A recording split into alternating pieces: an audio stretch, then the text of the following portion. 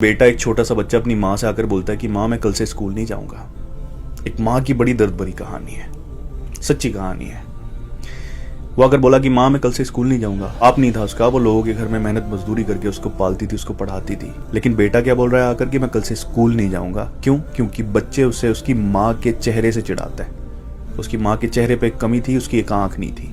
माँ ने बहुत समझाया, बेटे जब तक तू बच्चा है, बड़ा नहीं हो जाता, तुझे ये सब करना सहना पड़ेगा, उसके बाद तू मुझे छोड़ के जा सकता है। माँ ने उसे मना लिया। दिन गुजरते गए, लेकिन जैसे जैसे उस बेटे की उम्र बढ़ती गई, उसके दिल में माँ के लिए नफरत और ज्यादा बढ़ती गई। खुदा करे लोगों के दिलों में एटलीस्ट माँ बाप के लिए तो नफरतें नहीं होनी चाहिए। वो जब बड़ा हुआ तो फिर शहर चला गया। मेहनत की कमाई से पैसा कमाकर पढ़ाई में लगाया गया था, उसकी माँ ने लगाया था, कामयाब हो गया, बड़ा आदमी बन गया। अब माँ तो माँ होती है ना, अकेले रहती थी, वही लोगों के रहमो करम पे पल रही थी। लोग उसे उसके बेटे का हाल बताते रहते थे। वो कामयाब हो गया, बड़ा आदमी बन गया, अच्छा घर उसने बना लिया। बेटा भी जालिम था, एक बार भी माँ से मिलने नहीं आया, इस लेवल की नफरत थी उसे।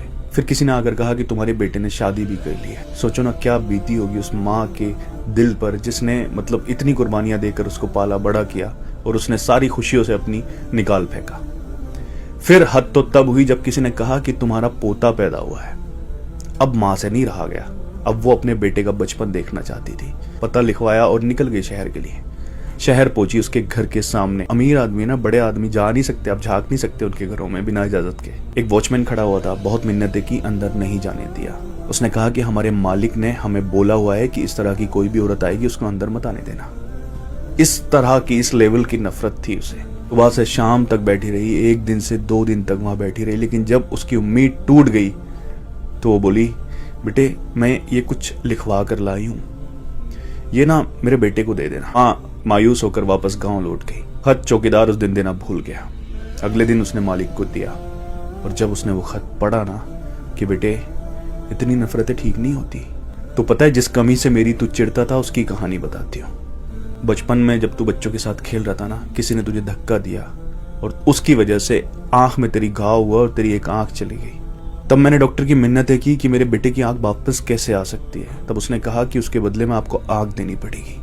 मैंने एक पल भी नहीं सोचा, अपनी एक आंख दे दी। तब उन्होंने किसी बच्चे की आंख तेरी आंख में लगाई। ये जो मेरी आंख नहीं है ना, ये तेरी आंख की वजह से नहीं है, और तू हमेशा मुझे इस वजह से नफरत करता हुआ आया है। माँ। उसके पैरों के नीचे से जमीन निकल गई जैसे वो पड़ा। गाड़ी उठाई, गांव गया, लेकिन देर हो चुकी थी।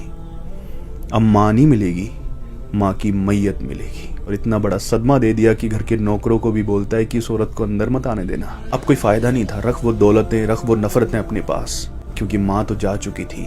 पूरी दुनिया उसके मुंह पर थूक रही थी।